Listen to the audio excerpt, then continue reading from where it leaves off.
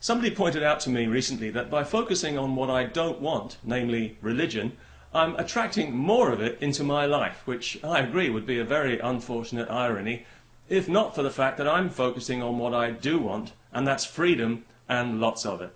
You see, I make these videos not because I despise religion as humanity's way of poking itself in the eye with a sharp stick for no reason, although obviously I do, but because I want to live in a free world full of free people who can say whatever they want to say and who can be whoever they want to be 1000% of the time, and where nobody is allowed to shut them up because their crackpot religious beliefs have been offended.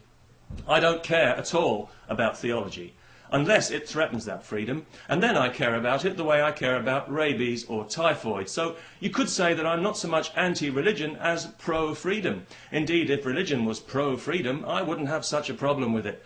But then if religion was pro-freedom, it wouldn't exist. Because religion feeds on a broken spirit. And that's why it tries to break your spirit the moment you come into contact with it. Submit, obey, do not question. Those words should be chiseled above the entrance of every church and every mosque, because that's the only message religion has when it comes right down to it. Praise the Lord or else. The Pope spelled it out for American Catholics when he told them obedience to the doctrine of the Church is the foundation of your faith. That's what he said. There was no mention of enlightenment or spirituality or any of these things because he's not in that business. He's in the obedience business, the only business where the customer is always wrong.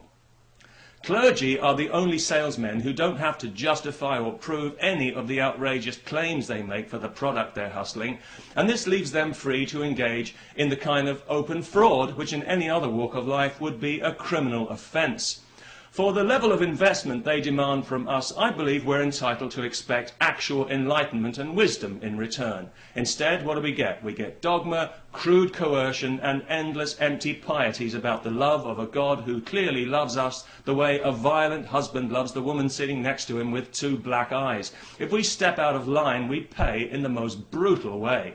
And it's this crass violence at the heart of religion which I believe makes it truly evil, and also furnishes proof, as if proof were needed, that this is an entirely man-made phenomenon with nothing divine about it. Otherwise, it wouldn't be so damn ugly.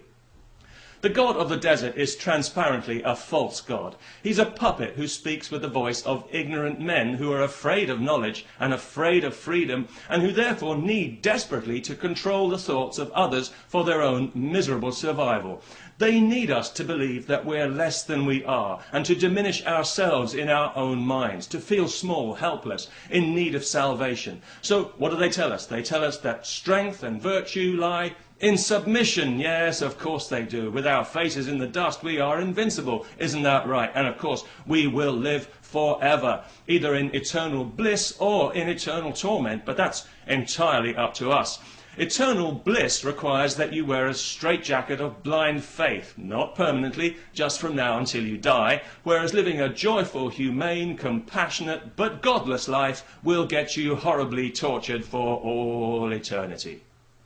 Fear is religion's currency of choice. It's the lowest of human emotions because it's the most crippling emotion, and this is why it's religion's currency of choice. It's pretty obvious when you think about it, but hey, don't strain yourselves. But actually, it's religion that has everything to fear because it depends on maintaining the illusion, maintaining the spell, and hoping that nobody manages to burst its artificial bubble of faith. And this is exactly why it wages such determined war on our basic freedoms of thought and speech. But it's losing this war because every day more and more of us are waking up to the damage that this nonsense is doing to our world. We can see our societies being twisted out of shape, being injected with false values that pander to bigotry and superstition, and we realized that this God of the desert has outstayed his welcome and become a liability, and quite frankly, he needs us a lot more than we need him, because we've moved on from the desert and we've discovered a few things about the world and the universe and our place in it, and we're no longer afraid of the thunder and lightning. Our world is no longer populated by demons and hobgoblins, and we no longer need to be led around by the nose for the benefit of clergy. And they know this, just as they know that their God's very existence depends entirely on our belief. Belief without evidence and belief that defies reason. And when that belief disappears, as one day it certainly will, this ridiculous God will disappear with it, instantly and forever. He won't be able to vent his wrath or visit retribution on anyone, because he won't exist. He'll evaporate quicker than common sense in a creation museum, and his vast army of controlling, parasitical clergy will find themselves briefly, cartoon-like in mid-air, before dropping like fleas into a bucket. That's what I'm looking forward to, and that's what I'm focused on, and it's why I make these videos, because I think we're better than this, and I know we've got the power to withdraw our belief and our consent and put a stop to this nonsense. All we need is the courage. Peace and freedom. Let's not forget the freedom.